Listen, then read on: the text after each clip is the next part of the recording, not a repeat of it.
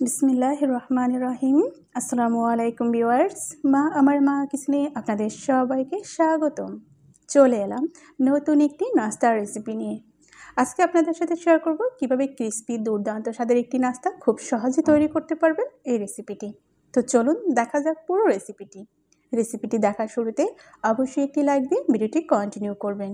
এই নাস্তাটি একদিন তৈরি করে আপনারা প্রায় 2 সপ্তাহ জুড়ে খেতে পারবেন সংগ্রহ করে। এই নাস্তাটি তৈরি করার জন্য প্রথমে আমি মিক্সিং বলে 1 কাপ পরিমাণে ময়দা নিয়ে নিয়েছি। আপনারা চাইলে এখানে আটাটাও ব্যবহার করতে পারবেন। এই নাস্তাটা কিন্তু খেতে দারুণ টেস্টি হয়। অ্যাড করে দিচ্ছি 1 চামচ পরিমাণে কালো জিরা, অ্যাড করে দিচ্ছি 1/2 চামচ পরিমাণে বেকিং পাউডার, দিয়ে দিচ্ছি স্বাদ মতো লবণ। এখানে আমার 1/2 চামচ পরিমাণ লবণ ছিল। 1 চামচ পরিমাণে রান্নার রেগুলার সয়াবিন তেল দিয়ে দিয়েছি। এখন আমি সবগুলো হাত দিয়ে ভালো করে মেখে একটু ময়ান দিয়ে নেব। তো যখন এটা ময়ান দেওয়া হয়ে যাবে তখন দেখতেই পাচ্ছেন এরকম একটি ঢেলানো হবে।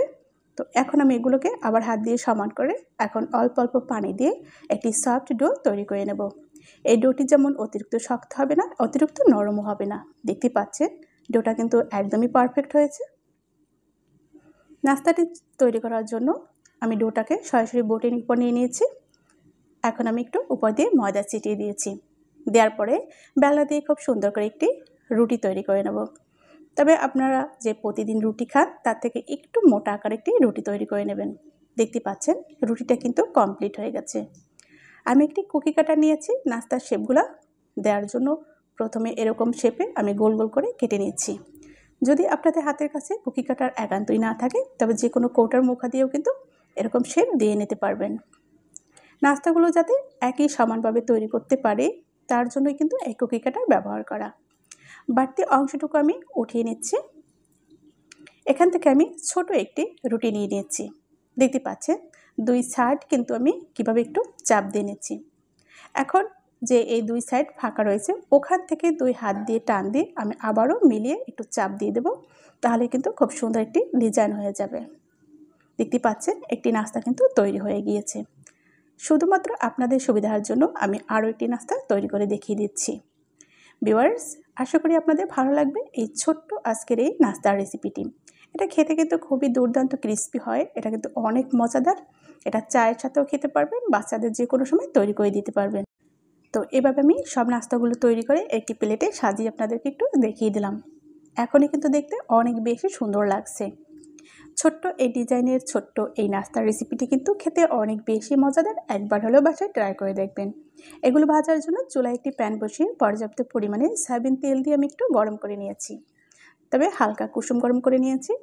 একটি চামচের সাহায্যে সব নাস্তাগুলো আমি তেলের মধ্যে দিয়ে দিয়েছি। নাস্তাগুলোর উপর দিয়ে আমি চামচ দিয়ে খুব সুন্দর করে তেল দিয়ে দিচ্ছি যাতে সব নাস্তাগুলোর উপরে তেলটা পায়। এভাবে আমি 4 থেকে 5 মিনিটের মতো ভেজে নেব। তবে চুলার আঁচটা অবশ্যই মিডিয়াম আঁচে রাখতে হবে, তাহলে কিন্তু অনেক বেশি ক্রিস্পি হবে।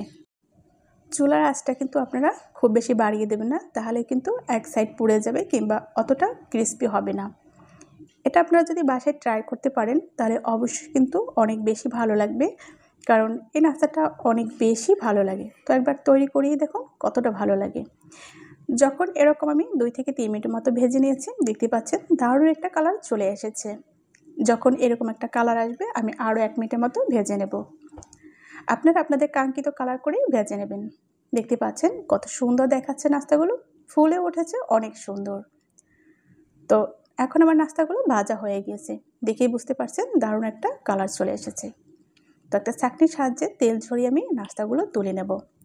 একই পদ্ধতিতে আমি সব নাস্তাগুলো তুলে নেব এবং তেল ঝরিয়ে এরপর আপনাদেরকে আমি সার্ভ করে দেখিয়ে দেবো ফাইনালি নাস্তাগুলো কতটা সুন্দর হয়েছে, কতটা ক্রিস্পি। চলুন দেখা যাক। ভিউয়ার্স, দেখতেই পাচ্ছেন চমৎকার একটি কালার চলে এসেছে।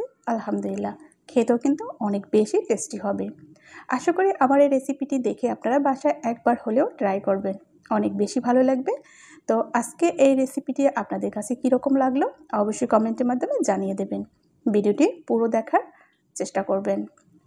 আপনারা যে জায়গা থেকে ভিডিওটি দেখেছেন আপনাদেরকে অসংখ্য অসংখ্য ধন্যবাদ। যারা এখন আমার চ্যানেলটি সাবস্ক্রাইব করেনি, চ্যানেলটি সাবস্ক্রাইব করে আমার চ্যানেলের সাথে যুক্ত হয়ে থাকেন। যারা চ্যানেলটিকে সাবস্ক্রাইব করেছেন আপনাদেরকে অসংখ্য অসংখ্য ধন্যবাদ। আপনারা চাইলে আমার চ্যানেলটি পুরো ভিজিট করে আসতে পারেন। দারুণ দারুণ রেসিপি দেওয়া রয়েছে, আশা করি আপনাদের ভালো লাগবে। দারুণ এনজয় করতে পারবেন। আশা করি এই চ্যানেল থেকে আপনারা অনেক কিছুই সহজে স্বল্প উপকরণে অনেক মজার মজার রেসিপি তৈরি করে খেতে পারবেন এবং শিখতে পারবেন। তো আজ এখানেই বিদায় নেব।